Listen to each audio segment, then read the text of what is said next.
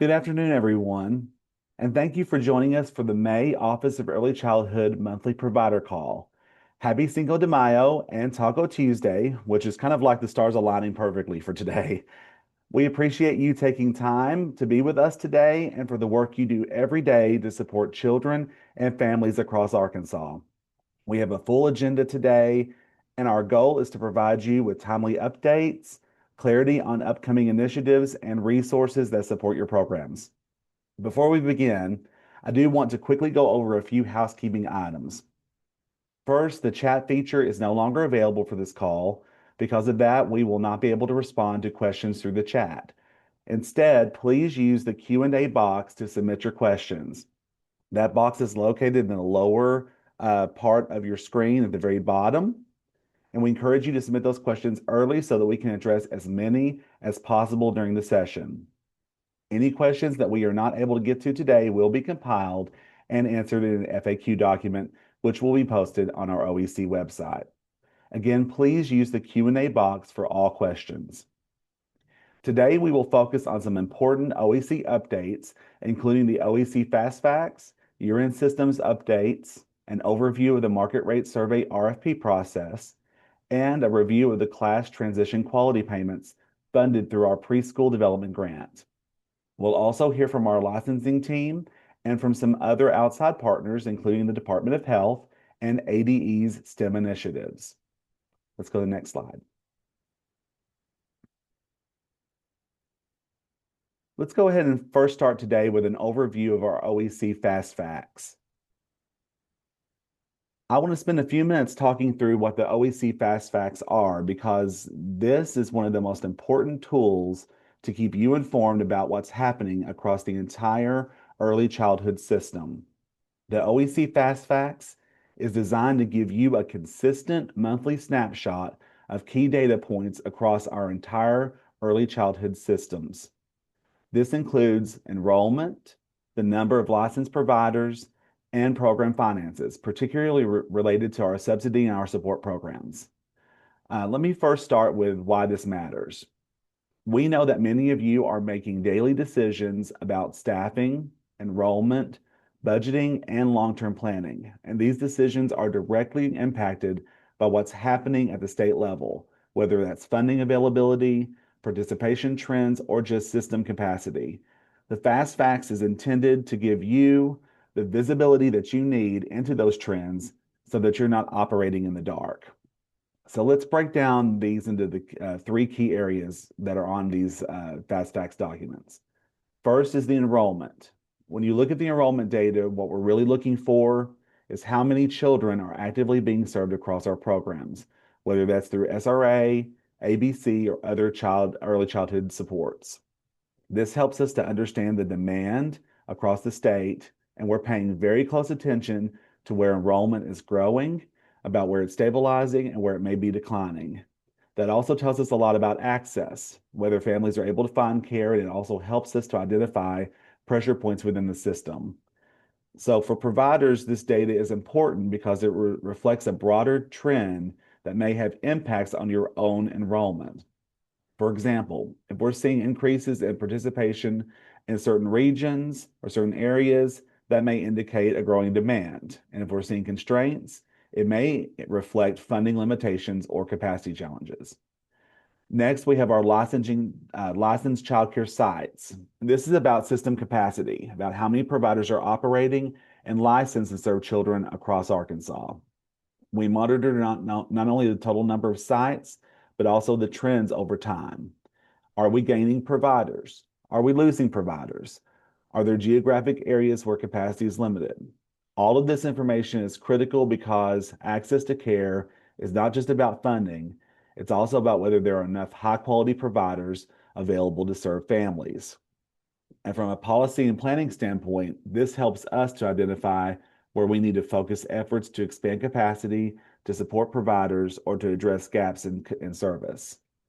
Third, and most importantly, are the program finances. This includes tracking expenditures across school readiness assistance, through ABC, through our state matching, and through our preschool development grant funds. We monitor how much is spent on a weekly and monthly basis and how that aligns with available funding. And this is how we really focus on the stewardship we have with the funds that we receive. Our responsibility is to ensure that funding is being used in a way that prioritizes access and serves the families with the greatest need while maintaining the sustainability of the program over time. You've heard us use language like shared responsibility and prioritizing the highest need families. This data is what informs those decisions.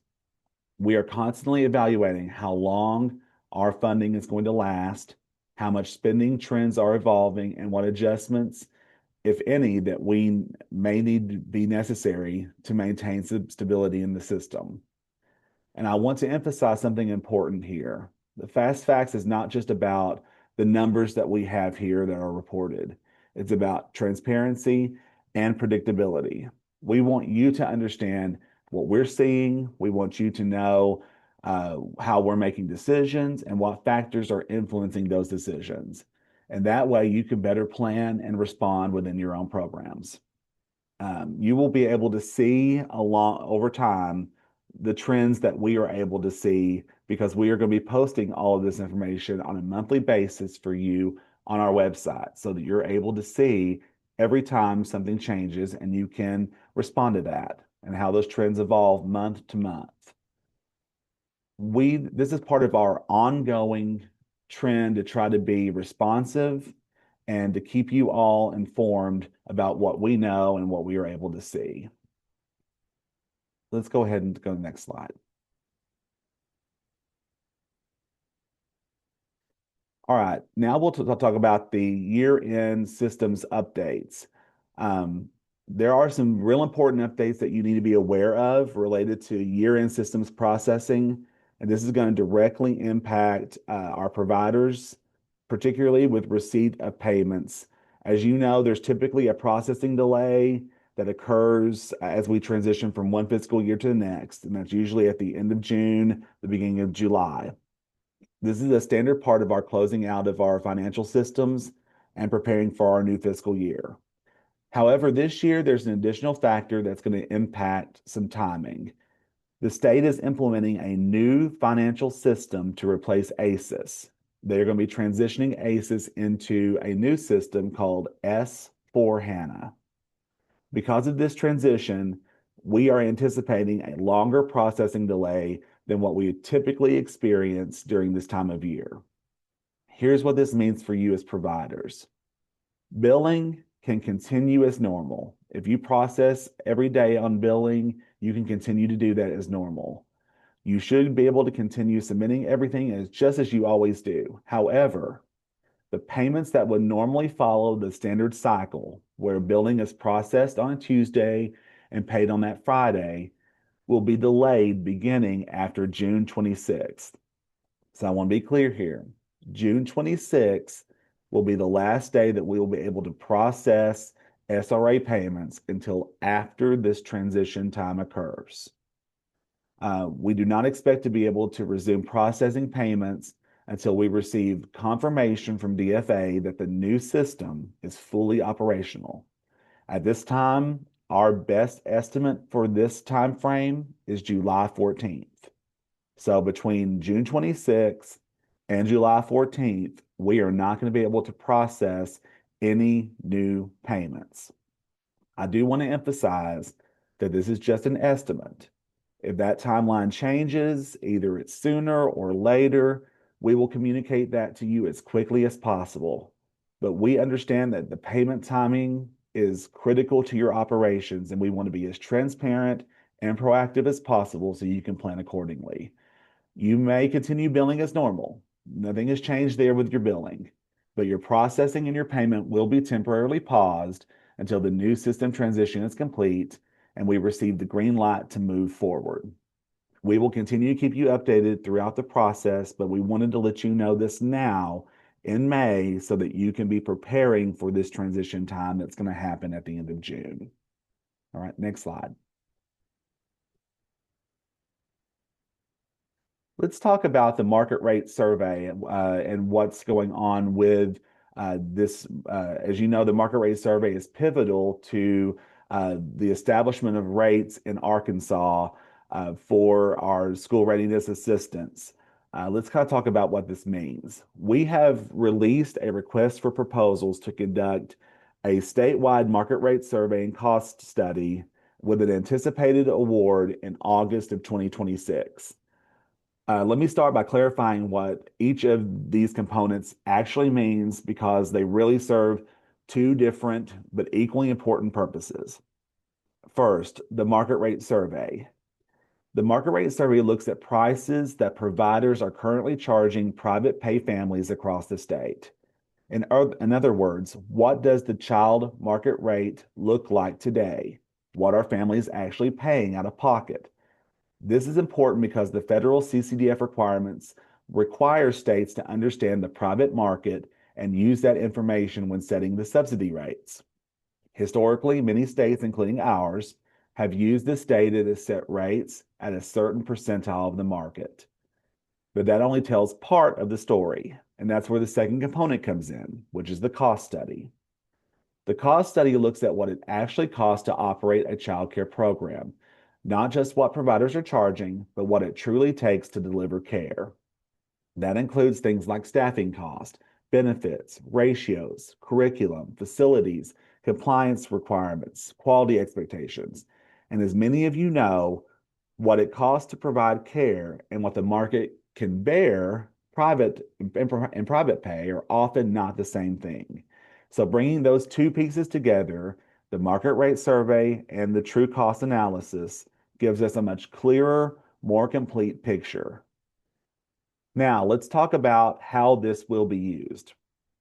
First, it will directly inform future reviews of subsidy payment rates under programs like our school readiness assistance. Second, it allows us to compare what families are paying versus what it actually costs providers to operate. And that gap is critical for understanding where the system may be underfunded or where pressures are on for providers. Third, it ensures that decisions are based on current Arkansas-specific data. And that's important because childcare landscape has changed significantly over the past several years. Our last market rate survey was done in 2023, and we know that in that same 3 years, we've had a significant shift in how funding is done in our state, especially with staffing challenges, inflation, and increased expectations around quality. Um, so that is what these processes are intended to do. Let me tell you also about what this study will not do. The study will provide data, it will provide analysis, it will give strong foundation for decision making.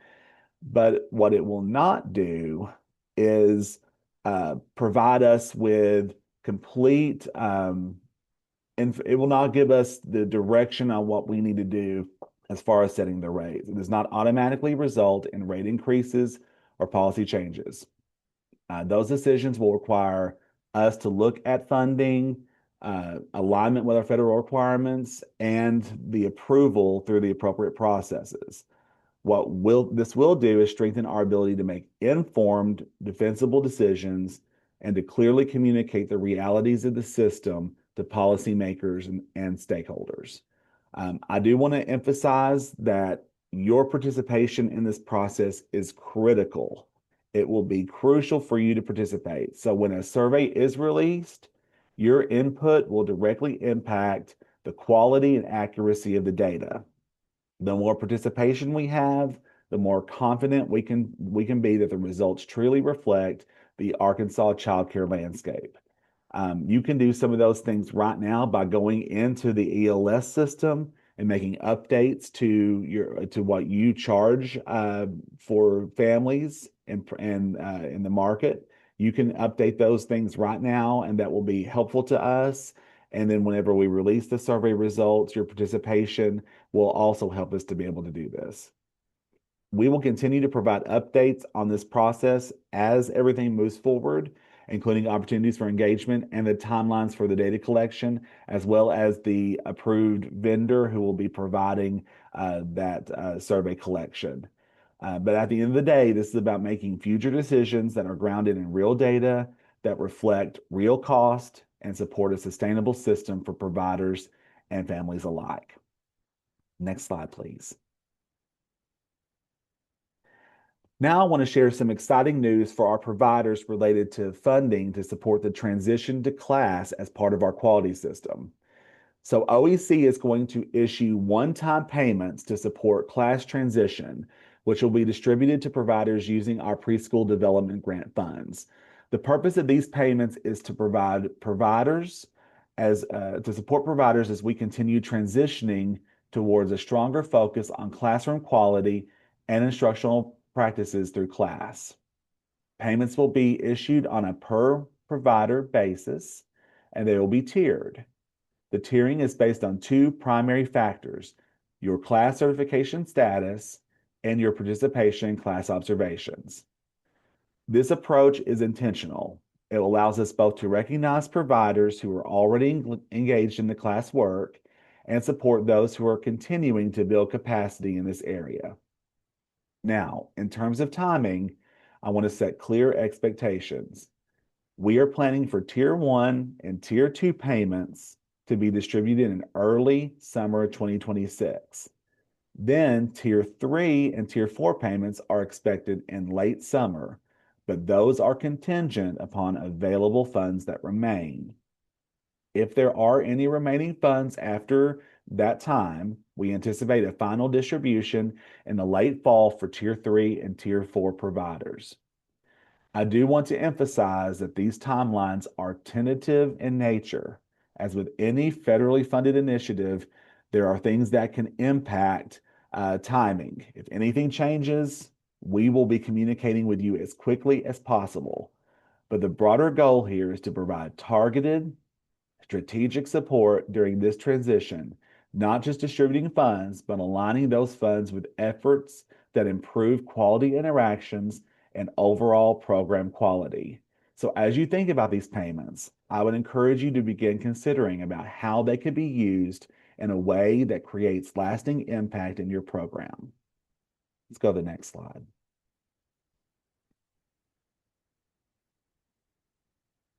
All right, so the key expectation here is that all expenditures should support meaningful, lasting improvements in quality and program quality. This is not just about short-term spending, but it's about investments that strengthen your program over time.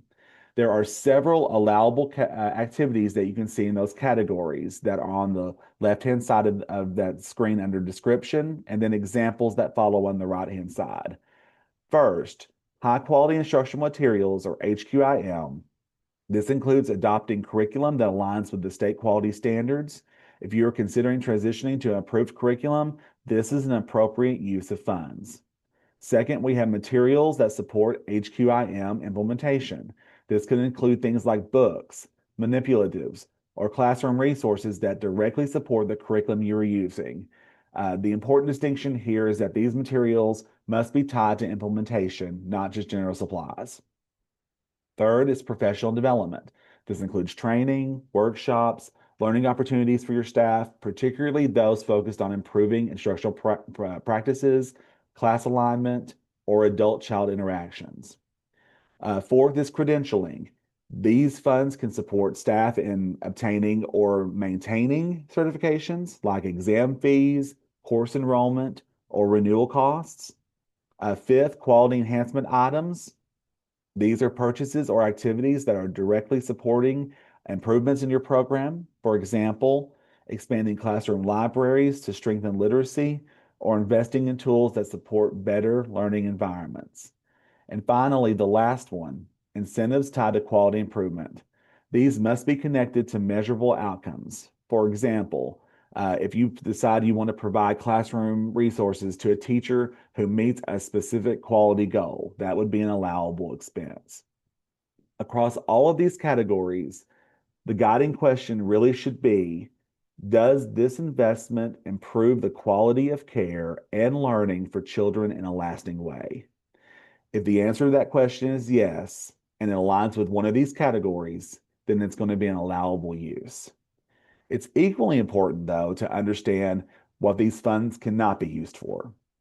There are three primary non-allowable categories: gift cards, are not permitted under any circumstances, regardless of the intended purpose. Second, staff meals or food-related expenses. This includes lunches, catered events, or any type of food purchased for staff. Federal money is very odd about paying for meals, so that is not something we can do under these funds. Third, bonuses or supplemental compensation payments.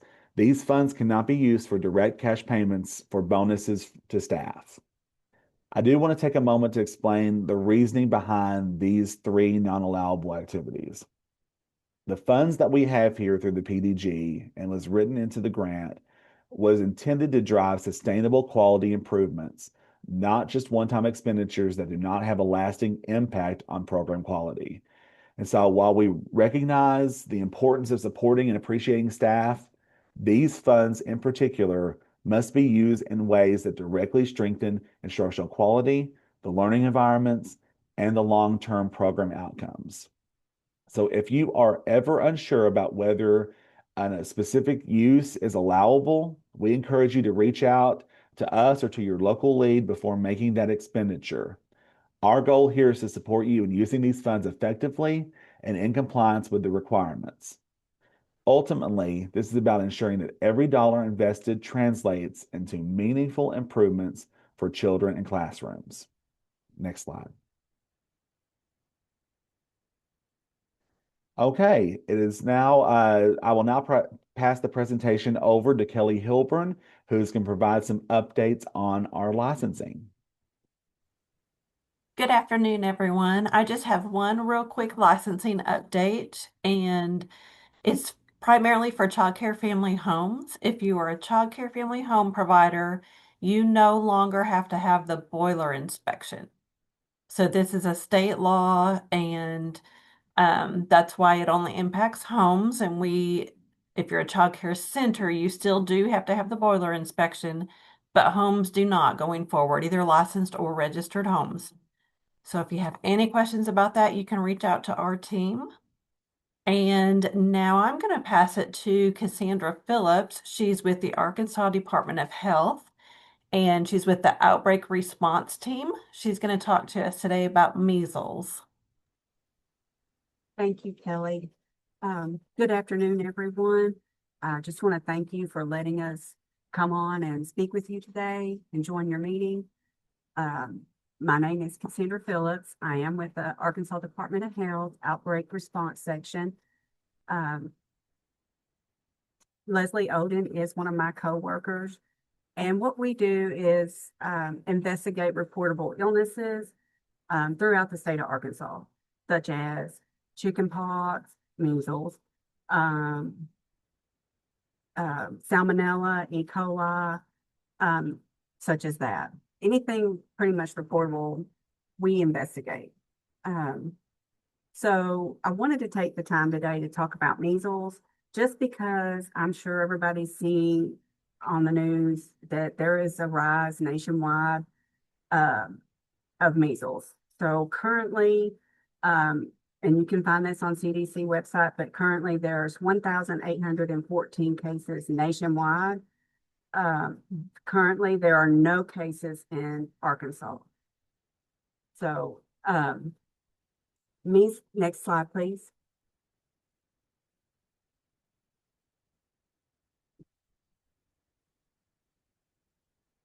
Thank you. Measles is a highly contagious virus, and when that person who is infected with measles, they cough or sneeze, that virus is spread through the air.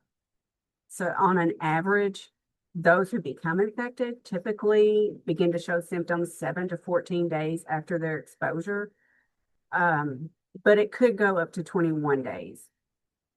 So the first symptoms of measles typically they have a high fever, and when I say high fever, it's like 102, 104. Dry cough, runny nose, the red watery eyes or conjunctivitis. They may also have little white spots in their mouth. It's like on the inside of their cheek called Koplik spots. Sometimes those appear and sometimes they do not. So those are not all the time with measles or in each case. Also, the rash is macular papular, and it will actually spread from the top down. It will start usually on the forehead and go down specifically behind the ears and just spread all the way down, even to the palms of their hands. Next slide, please.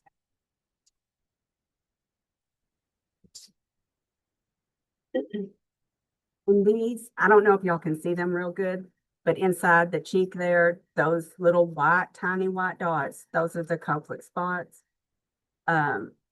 Those may, if they may appear 2 to 3 days before symptoms start. And they usually, if they do present, they usually disappear when the rash appears. And there is an example of the measles rash. Next slide, please.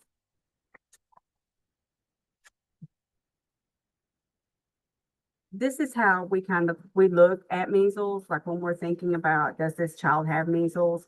There's a prodromal prodromal phase, a rash phase, convalescent phase, which means they're recovering. The prodromal is, these are the symptoms they get before they get that 104 fever and the rash. These come on before the rash starts. So the cough, the cold symptoms such as runny nose, conjunctivitis, those red watery eyes, and possibly the Koplik spots in the mouth. So if you look on day one, they might be like, just have a 98.6 temp, but they're coughing. It's allergy season. So everybody's coughing and sneezing. So, and has the red watery eyes. So nobody thinks about it. And then we're moving along day 2 and okay, the fever's 100.4, still really not concerned. Then on day 3, they get 102. And day 4, it's 104, and then the rash starts. And they usually, with measles, especially in unvaccinated, they usually appear this way with the prodromal, which is the 3 C's, cough, coryza, which is runny nose, and conjunctivitis, the red watery eyes, and the fever. And then you get the rash. So, and remember that, that is spread through the air, like air droplets. And so most time, as you can see, the prodromal, most people don't realize they're even infected or have anything serious until all that rash starts. And then we find out it's measles. Next slide, please. So again,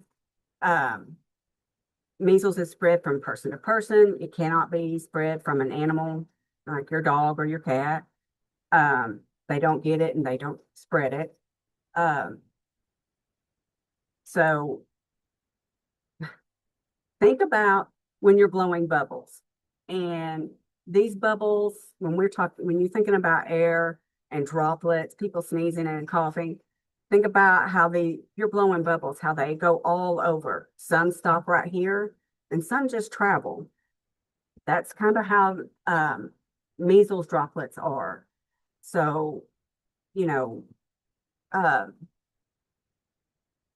just remember that. Just remember they travel. And next slide, please. And measles can live for up to 2 hours in an airspace on surfaces after the person leaves the area. So if other people breathe that contaminated air or touch that surface, they have that chance of becoming infected. Again, remember it can live 2 hours, up to 2 hours in the air and on surfaces. Next slide, please.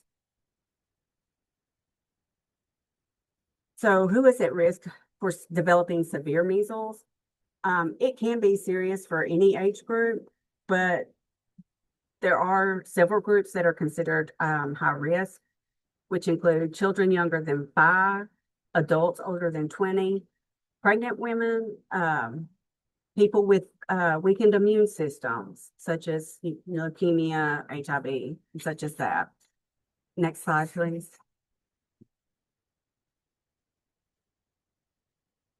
Complications of measles can include, especially in unvaccinated people or individuals, it can include hospitalization, pneumonia, encephalitis, death, and complications during pregnancy, and also something called immune amnesia. And this occurs when the immune system forgets how to fight off infections that it has successfully done before.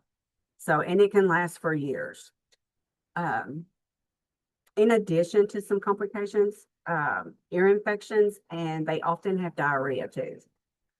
Next slide, please. So we determine using CDC recommendations who is susceptible, and we look at, we need written documentation of 2 doses of measles vaccine or MMR, measles, mumps, rubella vaccine. If they have laboratory evidence of immunity, such as IgG titer, this will show that they have antibodies. Documentation of a previous history of having measles, or they're born before 1957. I'm just going to say this because, last year we did have some measles. So some of these kids were younger than 12 months, and they got an MMR, and that is called a 0 dose, and it does not count towards the two valid doses that you actually need to be considered immune. Next slide, please.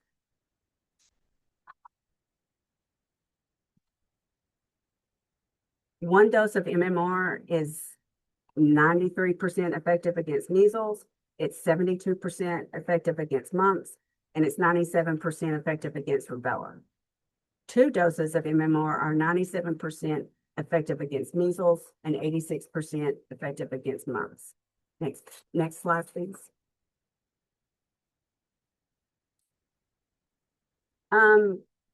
PEP. It is post-exposure prophylaxis. This is what we recommend to people if you've been exposed.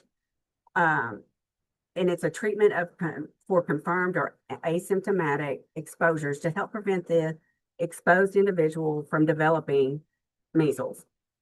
It is given to those individuals who cannot provide proof of evidence against immunity or against measles.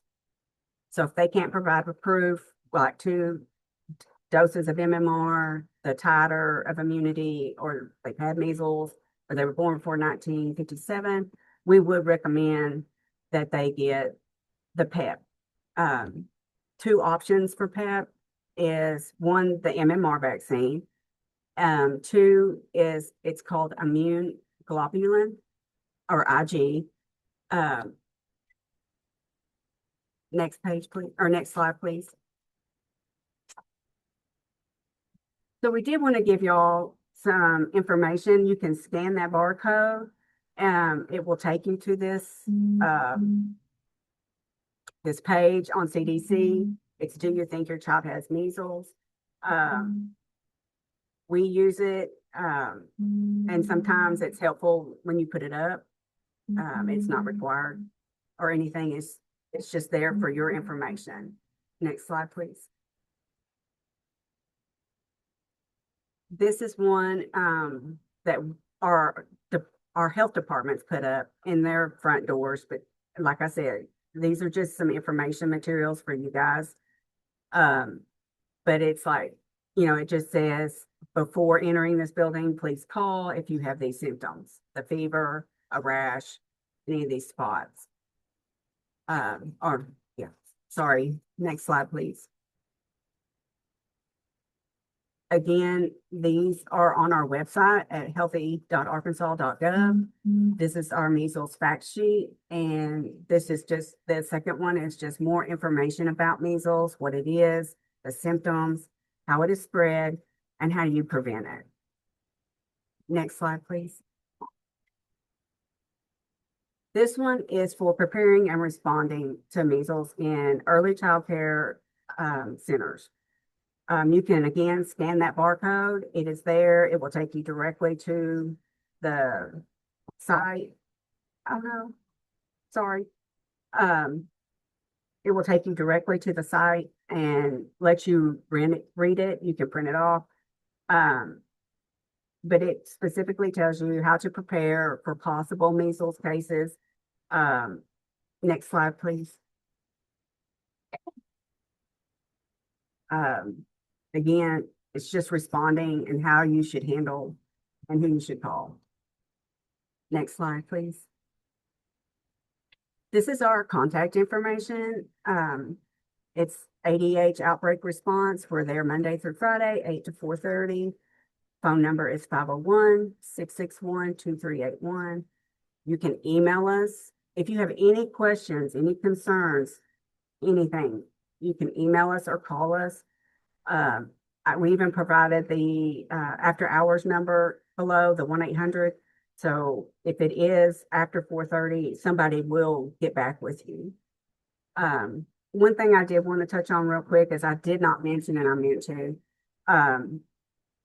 but when I showed the chart of like the prodromal phase, and everything, that is what we consider. They're contagious 4 days before the rash onset until 4 days after the rash onset. So the day they get the rash, that is day 0 for us. And we go back 4 days, and then there's contagious 4 days after. So again, thank you all for letting us speak today. I really appreciate it. And if you have any questions, please feel free to reach out to us. There's 3 of us. One of us will get back to you, especially on the email.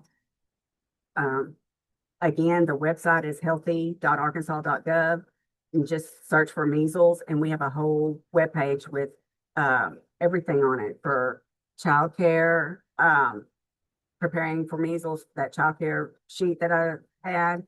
Also, we have preparing for measles in a school. It has the reportable form. It has the fact sheet. It has a lot of information on there. So feel free to go check that out as well. And again, thank you. Ms. Phillips, thank you so much for providing that information to us on the measles. We are now going to hear from Michelle Snyder, who works as an ADE STEM integration specialist, to discuss an exciting new outdoor education initiative in our state. So, Michelle, thank you so much for being here today.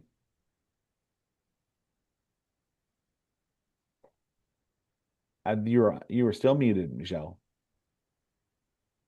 Thank you, Dr. Barnes. Thank you, OEC. So excited to share actually 2 recruitment opportunities for you. So I coordinate the Arkansas STEM Model Program, and there's so much STEM going on in pre-K schools, and this is a designation program for pre-K schools that are exemplar in STEM teaching and learning. And I'm going to have a next slide. Next Tuesday, May 12th, please join me for a 1-hour seminar. You can get 1 hour of PD credit through ESC Works. And I will share with you all of the details about becoming a STEM model pre-K school. It is aligned to all of the programming that is required in your centers. And we have 2 exemplar schools already designated: Bearcats Academy in Melbourne School District and Izard County Consolidated in Violet, Arkansas. So if you're curious about what these schools look like, what they do, I'd be happy to connect you for a school visit. Next slide. This is the other fantastic new opportunity. Our governor announced the Arkansas Outdoor Education Initiative a year ago in May, and we are excited to offer a new recruitment round for next school year. And pre-K schools who sign up before May 31st will have some incentives. There are great opportunities for engagement and outdoor learning. There are several pre-K schools that already do their work in the outdoors with the littles. And so if this is something that strikes your fancy, please reach out and let us know. You do have a link there on that slide for the application window. It is still open.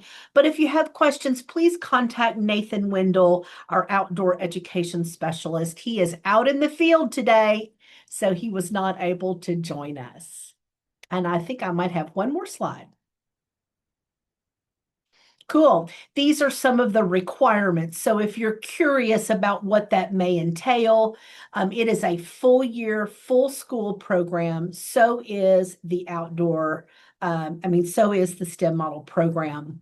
This outdoor program designation comes through the Arkansas Game and Fish Commission, and they are developing some fantastic curriculum that would also interest you as educators. Thank you, Dr. Barnes.